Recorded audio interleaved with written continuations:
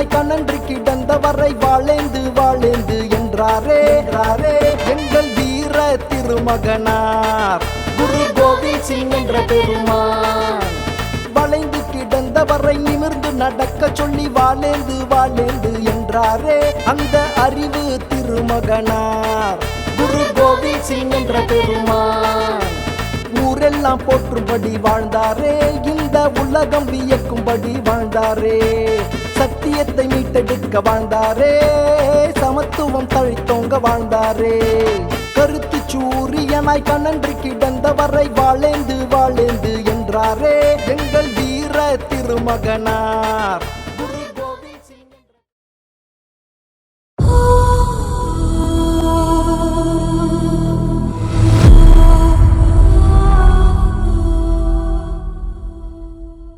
அன்பர்களே, இந்த நாட்டை விட பெரியது என்னுடைய மக்கள் நிலைமை என்று சூளுரைத்த புரட்சியாளர் பாபா சாஹிப் டாக்டர் அம்பேத்கர் அவர்களை வணங்கி நாமெல்லாம் சுயமரியாதையோடு தெருவில் வீதிகளில் நடக்கின்றோம் என்றால் இந்த மண்ணுக்கு சுயமரியாதை என்ற கருத்தை கற்றுக் கொடுத்த தந்தை பெரியாரை அவர்களை வணங்கி ஒடுக்கப்பட்ட மக்கள் ஆட்சி அதிகாரத்திற்கு வர முடியும், அதை நிரூபித்து காமிச்ச அரசியல் விஞ்ஞானி தந்தை கன்ஷிராம் அவர்களை வணங்கி இங்கு என்னுடைய மைத்துனர் மதிப்புக்குரிய தியாகி மாவீரர் செல்வசேகருடைய நினைவு நாளில் நாம் வீர வணக்கத்தை செலுத்திக் கொண்டிருக்கின்றோம். அன்பர்களே, 1994 நான் வஉசி கல்லூரியில் 2ஆம் ஆண்டு படித்து கொண்டிருக்கும் போது அனைத்து மாணவ பேரவனுடைய செயலாளராக துணை செயலாளராக நான் பதவியில் இருக்கும் பொழுது அப்பொழுது ஸ்டெர்லைட் ஆலயம் என்பது அடிக்கல் நாட்டப்படவில்லை. ஆனால் அன்றைக்கு மாணவர்களை திரட்டி மிகப்பெரிய ஒரு போராட்டத்தை குருஸ்பான் சிலை முன்பு ஒரு நாள் அடையாள உண்ணாவிரதமாக இருந்த வரலாறை அந்த தொடங்கிய அந்த நாளை நான் இன்றைக்கு நினைவு கூறுகிறேன். அன்பர்களே, நான் தூத்துக்குடியில் இருக்கும் பொழுது டெல்லியை பார்த்து கொண்டிருந்தேன், இப்பொழுது டெல்லியில் இருந்து தூத்துக்குடியை பார்த்து கொண்டிருக்கின்றேன். அன்பர்களே, இதற்கு என்ன வித்தியாசம் என்றால், என்னுடைய கல்லூரி தோழன் மதிப்புக்குரிய கிட்டு, நான் 3ஆம் ஆண்டு படித்துக் கொண்டிருக்கும் போது கிட்டு 2ஆம் ஆண்டு படித்துக் கொண்டிருந்தார். நானும் இதே போலதான் காவல்துறையை வாய்க்கு வந்தபடியெல்லாம் நான் பேசிய நாட்கள் உண்டு.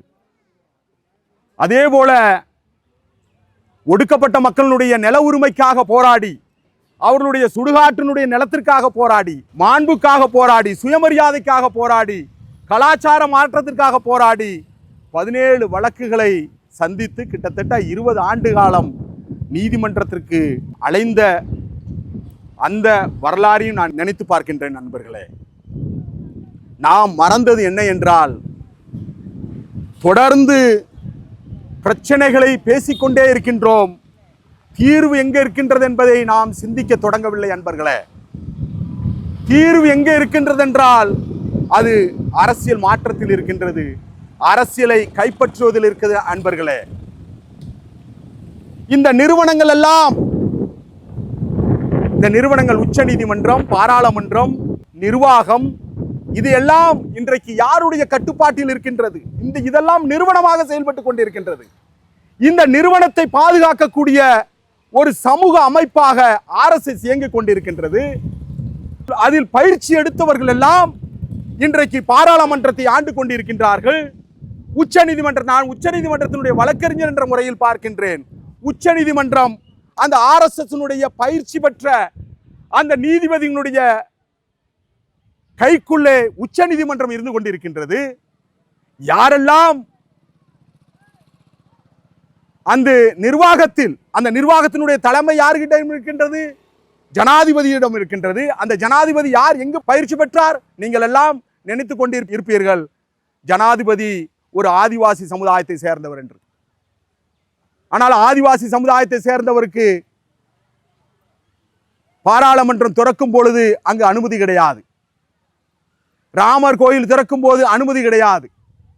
ஆனால் அவர்கள்தான் நிர்வாகத்தை கட்டுப்படுத்திக் கொண்டிருக்கின்றார்கள். நிர்வாகத்தினுடைய தலைமை அந்த ஜனாதிபதி. நமக்கெல்லாம் பெருமையாக இருக்கின்றோம், சில நேரம் பெருமைப்படுகின்றோம். நாம் ஒரு ஒடுக்கப்பட்ட ஆதிவாசி சமுதாயத்தை சேர்ந்தவர் இன்றைக்கு ஜனாதிபதியாக இருக்கின்றார் என்று. ஆனால் அவர்கள் எல்லாம் இந்த சமூக இயக்கமாக, அரசியல் இயக்கமாக செயல்பட்டு கொண்டிருக்கின்ற, எந்த ஒரு பதிவும் பெறாத, அரசாங்கத்தை, இந்த அரசியலமைப்பு சட்டத்தை நம்பாத, அதன் மேல் நம்பிக்கை இல்லாத ஒரு இயக்கம் இந்தியாவில் இயங்கிக் கொண்டிருக்கின்றது. அதில் பயிற்சி பெற்றவர்கள் தான் இன்று 3 நிறுவனத்தை கட்டுப்பாட்டுக்குள் வைத்திருக்கின்றார்கள். அது நிதித்துறையாக இருக்கட்டும், நீதித்துறையாக இருக்கட்டும், அது ஊடகமாக இருக்கட்டும், எல்லாமே அந்த நிறுவனங்கள் எல்லாம் அந்த பார்ப்பனிய மயமாக இருக்கின்றது. அது பனியாவினுடைய அந்த செட்டி, அந்த பனியா என்று சொல்லக்கூடிய அந்த நிதி ஆதாரம் என்பது அந்த பனியாக்குள் கட்டுப்பாட்டில் இருக்கின்றது. இவர்கள் நிதி கொடுக்கின்றார்கள், பார்ப்பனியம் ஆண்டு கொண்டிருக்கின்றது.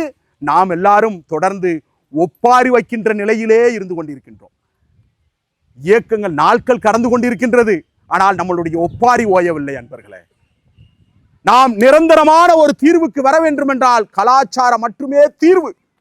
இந்து மதம் இருக்கின்ற வரை, பார்ப்பனியம் இருக்கின்ற வரை இங்கு மனித நேயம் என்பது மலரவே மலராத அன்பர்களே. மனித நேயம் என்றால் என்ன என்று தெரியாத, அந்த ஊழலுடைய ஊற்றுக்கண்ணாக இருக்கக்கூடிய அந்த பார்ப்பனியத்தில் பயிற்சி பெற்றவர்கள் தான் இந்த காவல்துறைகள். அந்த பார்ப்பனியம் அந்த பயிற்சியை கொடுத்து கொண்டிருக்கின்றது. அது காவல்துறையாக இருக்கட்டும், அது நீதித்துறையாக இருக்கட்டும், அது நிர்வாகமாக இருக்கட்டும். இவர்களிடமிருந்து என்ன மனிதநேயத்தை நாம் எதிர்பார்க்க முடியும்? நாம் எதிர்பார்த்தோம் என்றால் நாம் தான் முட்டாள். என்ன நடந்தது 2 நாட்கள் முன்பாக உச்சநீதிமன்றத்தினுடைய தலைமை நீதிபதியாக மதிப்புக்குரிய PR கவாய் அவர்கள் ஒரு ஒடுக்கப்பட்ட சமுதாயத்தை சேர்ந்தவர். இன்றைக்கு எத்தனையோ ஆண்டுகளுக்கு முன்பு ஒரு CJயாக உட்கார்ந்திருக்கின்றார். அவருடைய சொந்த மாநிலத்திற்கு செல்லும் பொழுது காவல்துறையுடைய மூத்த அதிகாரி அவரை போய் வரவேற்கவில்லை. நிர்வாகியாக இருக்கக்கூடிய மாநிலத்தினுடைய செயலாளராக இருக்கக்கூடிய அவர் அவரை போய் வரவேற்க செல்லவில்லை. இதுதான் அவர்கள் வைத்திருக்கின்ற அந்த அரசியல் அமைப்பு சட்டத்திற்கு வைத்திருக்கின்ற மரியாதை என்பர்களே. அரசியல் அமைப்பினுடைய சட்டம் என்ன சொல்லுகின்றது? சகோதரத்துவம், சுதந்திரம், சமத்துவம், நீதி, நியாயம், அன்பு, இதுதான் நம்மளுடைய அரசியல் அமைப்பு சட்டத்தினுடைய மதிப்பீடுகள். இந்த மதிப்பீட்டை பாதுகாக்கக்கூடிய ஒரு நிலையில் இருக்கக்கூடிய CJனுடைய நிலைமை என்ன என்பதை 2 நாளில் அவர்கள் வெட்ட வெளிச்சமாக காமித்து விட்டார்கள் அன்பர்களே. இது எதை குறிக்கின்றது என்றால், நீங்கள் ஆழமாக சிந்திக்க வேண்டும். நாம் இந்த ஆட்சி அதிகாரத்தில் பங்கு பெறாத வரை நாம் ஒப்பாரியை வைத்துக் கொண்டேதான் இருப்போம். நாம் ஒப்பாரிக்கு முடிவு கட்ட வேண்டுமா, இல்லை என்றால் கோரிக்கையை வைத்துக் கொண்டே இருக்க போகின்றோமா? நாம் ஆணையிட போகிறோமா, இல்லை என்றால் கோரிக்கை வைக்க போகின்றோமா? இன்றைக்கு மதிப்புக்குரிய தியாகி செல்வனுடைய நினைவு நாளில் நாமளே சுய பரிசோதனை செய்து கொள்வோம். நாம் ஒப்பாரி வைக்கின்ற நபர்களாக இருக்க போகின்றோமா, இல்லை என்றால் ஆட்சி மாற்றத்தை நோக்கி நாம் நகரப் போகின்றோமா? இந்த மீனவனை ஆள வைக்க வேண்டும், ஒடுக்கப்பட்ட சமுதாயத்தை ஆள வைக்க வேண்டும். அப்படி என்றால் நம்மிடம் இருக்கின்ற ஒரே ஒரு ஆயுதம் அந்த ஓட்டு மட்டும்தான் நண்பர்களே. இந்த ஓட்டை தான் அவர்கள் விலை கொடுத்து வாங்கின்றார்கள். பாவம், காவல்துறை என்ன செய்யும்? நாம் காவல்துறையை ஏசி என்ன பிரயோஜனமும் கிடையாது. நான் அதுதான் கற்றுக்கொண்டேன் டெல்லிக்கு போனதுக்கு அப்புறம். இவர்கள் ஆட்சியாளருடைய பப்பட். நான் ஆட்சியாளர் கூட கிடையாது. இங்க இருக்கக்கூடிய SP கூட ஒரு ஒன்றியத்தினுடைய ஒரு பப்பட்டு தான். இங்க இருக்கக்கூடிய காவல்துறையினுடைய கண்காணிப்பாளர் அவர்கள் இந்த தூத்துக்குடி ஒன்றியத்தினுடைய பப்பட்டு. அவர்கள் இருக்கக்கூடிய காவல்துறையினுடைய வீட்டினுடைய அம்மிக்கல்லை, காவல்துறையினுடைய வீட்டினுடைய அம்மிக்கல்லை ஒன்றிய தலைவருடைய, ஒன்றிய செயலாளருடைய வீட்டினுடைய கோழி முட்டை அவர்களுடைய அம்மிக்கல்லை நொறுக்கிவிடும். அரசியல் அவ்வளவு பலம் வாய்ந்தது அன்பர்களே. அரசியல் அமைப்பு சட்டத்தின் பிரகாரமாக அரசியல் அதிகாரம்தான் அனைத்து துன்பக்கூட்டினுடைய திறவுகோல் என பாபா சாஹேப் அம்பேத்கர் அவர்கள் சொல்லி சென்றிருக்கின்றார். நாம் எத்தனை காலம் மனு கொடுப்பவர்களாக இருக்க போகின்றோம்? ஒரு சமூகத்தினுடைய ஒரு சின்ன பிரச்சனைக்கு தீர்வு வேண்டுமென்றால் நாம் ஒரு சமூக இயக்கத்தில் நாம் இணைந்து கொண்டு அதற்காக போராடலாம். ஒரு சுடுகாடு வேணுமா? இங்கே கூட நாங்கள் ஒரு சுடுகாடுக்காக போராடி ஒரு வழக்கை சந்தித்தேன். புதுவேனா இருவப்புப்புறம் இந்த ஏரியாவில் ஒரு சுடுகாடு புதைக்க முடியாது, சுடுகாடை பாதுகாப்பதற்காக ஒரு போராட்டம் நடத்தி அதில் சிறை சென்றேன். ஒரு ஒரு ஊர்ல சொருவாடே கிடையாது, அதுக்காக ஒரு போராட்டம் நடத்தி அதுக்கு ஒரு சிறை சென்றோம். இப்படி சிறை சென்ற வரலாறு. இப்படி ஒரு கோரிக்கை வைக்க வேண்டும் என்றால் ஒரு சமூக இயக்கம் தேவை. ஒரு நீண்ட கால பிரச்சனைக்கு தீர்வு வேணும் என்றால் நாம் அரசியல் அதிகாரத்தை, ஒடுக்கப்பட்ட மக்கள் அரசியல் அதிகாரத்தை நோக்கி செல்ல வேண்டும் அன்பர்களே. நிரந்தரமான தீர்வு வேணும் என்றால் நீங்கள் உடனடியாக பார்ப்பனியமாக இருக்கக்கூடிய இந்து மதத்திலிருந்து வெளியேற வேண்டும். அதுதான் நிரந்தர தீர்வு. ஒன்று பார்ப்பனியத்தில் சுகத்தை அனுபவித்துக் கொண்டு இன்னொருடம் அரசியல் பேசுகின்றார் என்றால் அவர் இரட்டை வேடம் போடக்கூடிய மோசமான மனநிலையை கொண்டவர்கள். நாம் நிரந்தரமான தீர்வை நோக்கி செல்ல வேண்டும். அதே போல நீண்டகால தீர்வு என்ன என்றால் நம் மக்களுக்கு நீண்ட காலத்துக்கான ஒரு தீர்வை எது கொடுக்கும் என்றால் அது பாராளுமன்றம் கொடுக்கும், சட்டமன்றம் கொடுக்கும். அதை நோக்கி ஒடுக்கப்பட்ட மக்களை அணிதிரட்டுகின்ற ஒரு நபர்களாக நாம் இருக்க வேண்டும். ஒடுக்கப்பட்ட மக்களை அரசியல் அதிகாரத்திற்கு கொண்டு செல்ல வேண்டும். அதைதான் தந்தை கன்சிராம் அவர் செய்தார். இங்கு சமூக நீதியை பேசிக் கொண்டிருக்கின்ற திராவிட இயக்கம் இந்த ஒடுக்கப்பட்ட மக்களுக்கு பாவம். அவர்கள் இந்த துணை செயலாளர் போஸ்டுக்கே இவ்வளவு போராட்டம் நடத்திட்டு இருக்கிறாங்க.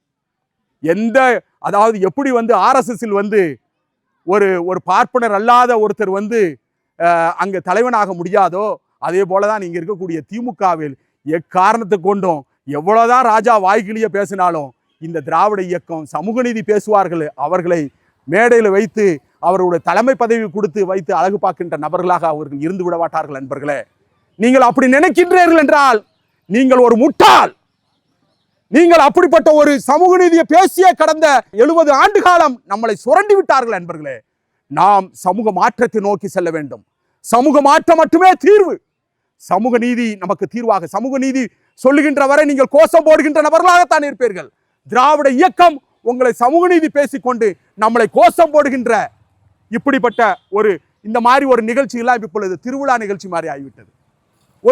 இதுக்காக நம்ம அடுத்த ஆண்டு வரை நம்ம இதுக்காக காத்துட்டு இருக்கிற ஒரு அமைப்பு மாதிரி நம்ம செயல்பட்டு இருக்கிற ஒரு திருவிழா அது ஒரு சடங்காக மாறிவிட்டது. இது சடங்காக மாறாமல் நாம் நிரந்தரமான தீர்வுக்கு நாம் மக்களை அணிதிரட்டு கொண்டு போக வேண்டும் என்றால் கன்சிராம் சொல்லுகின்ற அந்த சமூக மாற்றத்திற்கான நோக்கத்தில் நீங்கள் பயணிக்க வேண்டும். சமூக மாற்றம் எப்படி நடக்கும் என்றால் அது அரசியல் அதிகாரம் மட்டுமே தீர்வு. அரசியல் அதிகாரம் தான் அனைத்து துன்பப்பூட்டினுடைய திறவுகோல். அது சமூக பிரச்சனையாக இருந்தாலும் சரி, பண்பாட்டு பிரச்சனையாக இருந்தாலும் சரி, அது கல்வி பிரச்சனையாக இருந்தாலும், சுற்றுச்சூழல் பிரச்சனையாக இருந்தாலும் சரி, அரசியல் அதிகாரம் மட்டுமே தீர்வு. அதை தீர்வை நோக்கி செல்கின்ற இயக்கம், அந்த ஒடுக்கப்பட்ட மக்களுக்கு ஆட்சி அதிகாரத்தை கொடுக்கின்ற இயக்கம், அது கன்ஷிராமனுடைய சமூக மாற்றத்தின் இயக்கம் தான். அந்த இயக்கத்தை நோக்கி பயணிக்கின்ற ஒரு நாளாக உங்களை நீங்களே பரிசோதனை செய்து கொண்டு அதை நோக்கி பயணிக்கின்ற ஒரு நாளாக நீங்கள் இன்றைக்கு அமைத்துக் கொள்ள வேண்டும். இல்லை என்றால் நாம் அடுத்த ஆண்டுக்கு இதே மாதிரி நிகழ்ச்சிக்காக, ஒரு சடங்குக்காக நாம் காத்து கொண்டிருப்போம். அன்பர்களே, இந்த செய்தியை நான் சொல்லுவதற்காகத்தான் டெல்லியில் இருந்து இங்கே வந்திருக்கின்றேன்.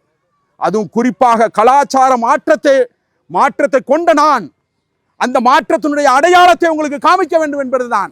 நான் பார்ப்பனியத்தினுடைய எதிரி, பார்ப்பனியத்துக்கு சிம்ம சப்பனம் என்பதை என்னுடைய அடையாளத்தின் மூலமாக காண்பிப்பதற்கு தான் இங்கு நான் வந்திருக்கின்றேன். நண்பர்களே, தொடர்ந்து நாம் இந்த ஒடுக்கப்பட்ட மக்களுடைய குரலாக, அதுவும் அரசியல் குரலாக, சமூக குரலாக இல்லை, அரசியல் குரலாக, கலாச்சார குரலாக நாம் தொடர்ந்து செயல்பட வேண்டும். அதை நோக்கி பயணிக்க வேண்டும் என்று கேட்டுக்கொண்டு இந்த வீர வணக்க நாளில் மேலும் ஒரு வீர வணக்கத்தை செலுகின்ற ஒரு நபராக இருந்து விடக்கூடாது. காவல்துறை, நான் இன்றைக்கு முதலமைச்சராக மாறிவிட்டால் காவல்துறை எனக்கு பணி செய்யக்கூடிய நபர்களாக மாறிவிடுவார்கள்.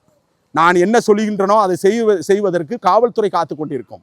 இதனால் முதல் குற்றவாளி விஓஓ காவல்துறையே கிடையாது அன்பர்களே, எடப்பாடி பழனிசாமி தான் முதல் குற்றவாளி. அவரை சிறையில் அடைக்க வேண்டும். அவருடைய உத்தரவில்லாமல் காவல்துறை தன்னுடைய துப்பாக்கி தூக்காத அன்பர்களே. நீங்கள் எப்படி காவல்துறையை நீங்கள் முதல் குற்றவாளி என்று சொல்லுவீர்கள்? எந்த ஒரு காவல்துறையினுடைய துப்பாக்கியும் இன்னொருத்தருடைய முதுகில் பட வேண்டும் என்றால், இன்னொருத்தருடைய நெஞ்சில் பட வேண்டும் என்றால் முதலமைச்சருடைய உத்தரவு இல்லாமல் காவல்துறை துப்பாக்கியை அழுத்த மாட்டார்கள் என்பர்கள். இதை நீங்கள் முதல் தெரிந்து கொள்ள வேண்டும். நிறுவனம் எப்படி செயல்படுகின்றது என்பதை தெரிந்து கொள்ள வேண்டும். காவல்துறை, அப்பொழுது காவல்துறை மந்திரியாக இருந்தது யார்? அப்பொழுது காவல்துறை மந்திரியாக இருந்தது எடப்பாடி பழனிசாமி. பழனிசாமி தான் முதல் குற்றவாளி. அவரை நாம் சிறையில் அடைக்க வேண்டும். அதற்கு எடுத்து ஏவலா இவர் இருந்துட்டு இருக்கிறார். இவரும் பல குற்றவாளிகளை, இவரும் யாரு, முத்துவேல் கருணாநிதியினுடைய குடும்பமும் பல பல கொலைகளை செய்திருக்கின்றது. தாமிரபரணி படுகொலையை யார் செய்தார்? இவருடைய அப்பா. அந்த வாரிசுல வந்தவங்க தான் இவங்கெல்லாம். அன்றைக்கு நாங்கள் சொன்னோம், தாமிரபரணியுடைய படுகொலையும் வந்து கலைஞர் தான் முதல் குற்றவாளி என்று. இப்படி காவல்துறை என்பது அவர்களுடைய ஏவலால், அவ்வளவுதான். Just they are workers, servant. They are not rulers, they are not masters. Police is not a master, ruler is a master. When ruler commands, automatically police will execute that power they had. அவ்வளவுதான். அவங்க அந்த அவருடைய பவரை வச்சிருக்கிறாங்க. யாருக்காரும் மேல இருந்து ஒரு உத்தரவு வரணும். ஈவன் ஒன்றிய செயலாளர் ஃபோன் பண்ணா கூட ஒருத்தனுக்கு எவனுக்கு அடி கொடுக்கணும், எவனுக்கு அடிக்க கொடுக்க கூடாதுன்னு ஒன்றிய செயலாளர் ஃபோன் பண்ணி பேசுவாங்க. நீங்க அதனால இந்த நிர்வாகம் எப்படி செயல்படுகின்றது என்பதை நீங்கள் கவனித்துக் கொண்டு நாம் அரசியல் மாற்றத்தை நோக்கி வேலை செய்ய வேண்டும். காவல்துறை நம்மளுடைய கைப்பாவையாக, நாம் யாரெல்லாம் நம்ம ஆட்சி அதிகாரத்துக்கு வந்து என்ன நடக்கும், அம்பானிக்கு என்ன ட்ரீட்மெண்ட் கொடுப்போம் நமக்கு தெரியும், ஆதானிக்கு என்ன நம்ம ட்ரீட்மெண்ட் இதே காவல்துறை மூலமா நம்ம அவங்களுக்கும் கொடுக்கலாம். இன்றைக்கு அதை வெட்ட வெளிச்சமாக காமித்துக் கொண்டிருக்கின்றார்கள். அது ஈடியாக இருக்கட்டும், இன்கம் டாக்ஸாக இருக்கட்டும், சிபிஐயாக இருக்கட்டும், அது எப்படி செயல்பட்டு கொண்டிருக்கின்றது? ஆட்சியாளருடைய கைப்பாவையாக செயல்பட்டு கொண்டிருக்கின்றது. ஆதலால் அரசியலில் சேருங்கள், அரசியலை பேசுங்கள். அந்த அரசியல் இந்த திமுக அரசியலாக இருக்கக்கூடாது, அண்ணா திமுக அரசியலாக இருக்கக்கூடாது. அது மீனவனுக்கான அரசியலாக இருக்க வேண்டும், ஒடுக்கப்பட்ட மக்களுக்கான அரசியலாக இருக்க வேண்டும். அது சமூக மாற்றத்துக்கான அரசியலாக இருக்க வேண்டும். அந்த அரசியலை பேசுவதற்கு நபர்களை தயார்படுத்துவோம், அரசியல் மாற்றத்தை ஏற்படுத்துவோம். ஒரே ஒரு போராட்டம் தான், அது மாண்புக்கான போராட்டம். இங்கு வசிக்கின்ற நபர்கள் உலகத்தில் எங்கேயுமே சுயமரியாதைக்கான போராட்ட இயக்கம் தொடங்கப்படவில்லை. ஏனென்றால் அந்தந்த கான்ஸ்டியூஷன் அது மாதிரி செயல்பட்டு இருக்குது, அரசியலமைப்பு சட்டம். அங்கங்க இருக்கக்கூடிய கலாச்சார அமைப்பு, அது கிறிஸ்தவமாக இருந்தாலும் சரி, அது இஸ்லாமா இருந்தாலும் சரி, தனிநபருக்கு கொடுக்க வேண்டிய மரியாதையை கொடுத்து கொண்டிருக்கின்றது. ஆனால் இங்கு மட்டும்தான் சுயமரியாதை இயக்கம் செயல்பட்டு கொண்டிருக்கின்றது. அந்த சுயமரியாதையை உறுதி செய்வதற்கு ஆட்சி அதிகாரம் மட்டுமே தீர்வு.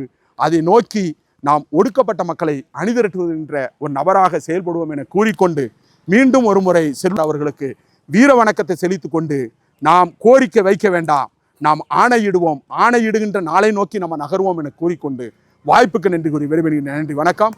ஜெய் பீம், ஜெய் பாரத், ஜெய் கன்ஷிராம். वाहे गुरु जी का खालसा, वाहे गुरु जी की फतेह।